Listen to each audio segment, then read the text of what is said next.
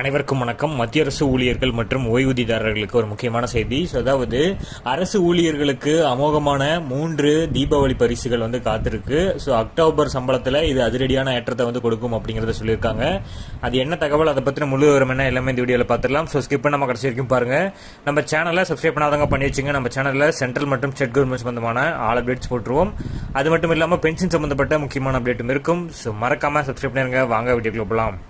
First of all பார்த்தீங்கன்னா 7வது ஊதிய குழுவின் கீழ் ஜூலை 2025ற்கான அகவிலைப்படி அதிகரிப்பு பற்றிய அறிவிப்பாக அனைவரும் ஆவலுடன் காத்துட்டு இருக்காங்க.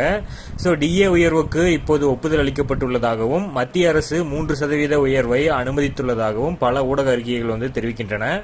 அகவிலைப்படி 3% அதிகரிக்கப்பட்டால் மொத்த அகவிலைப்படி 55%லிருந்து 58% அதிகரிக்கும்.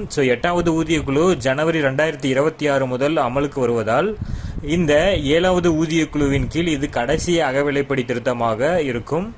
இந்த உயர்வு 48 லட்சத்திற்கும் மேற்பட்ட மத்திய அரசு ஊழியர்களுக்கும் 68 லட்சம் ஓய்வூதியதாரர்களுக்கும் பயனளிக்கும் வகையில் இருக்கும். வாழ்க்கை செலவுகள் அதிகரித்து வரும் இந்த நேரத்தில் இது அவர்களுக்கு ஓரளவு நிவாரணம் அளிக்கும். தொழிலாளர் பணியகம் சமீபத்தில் ஜூன் 2025ற்கான CPI IW தரவை வெளியிட்டாங்க. இதுல ஜூனியன் மே மாதத்தை விட 1 புள்ளி அதிகரித்து அந்த குறியீட்டெண் 145 புள்ளியாக இருந்தது.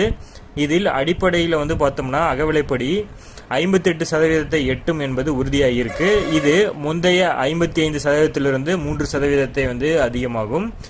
அதாவது ஊழியர்கள் தங்கள் அக்டோபர் சம்பளத்தில் திருத்தப்பட்ட அகவிலைப்படியுடன் அதிகரித்த ஊதியம் மற்றும் கடந்த 3 மாத DA அரியர் தொகையும் சேர்த்து பெறுவார்கள்.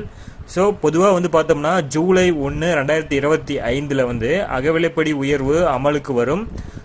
இது பார்த்தீங்கன்னா செப்டம்பர் 2025 அமைச்சரவை ஒப்புதல் மற்றும் அதிகாரப்பூர்வ அறிவிப்பு எதிர்பார்க்கப்படுகிறது. அக்டோபர் 2025 அதாவது புதிய அகவிலைப்படி வரவு வைக்கப்பட்ட முதல் சம்பளம் அப்பிருந்து வரும்.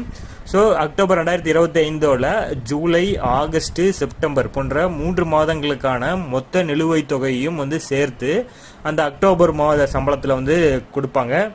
இதுதான் இதுல குறைஞ்சபட்ச அடிப்படை சம்பளம் நம்ம 18,000 வச்சுட்டோம்னா பழைய அகவிலைப்படி பிரகாரம் 55% 9,900 ரூபாய்.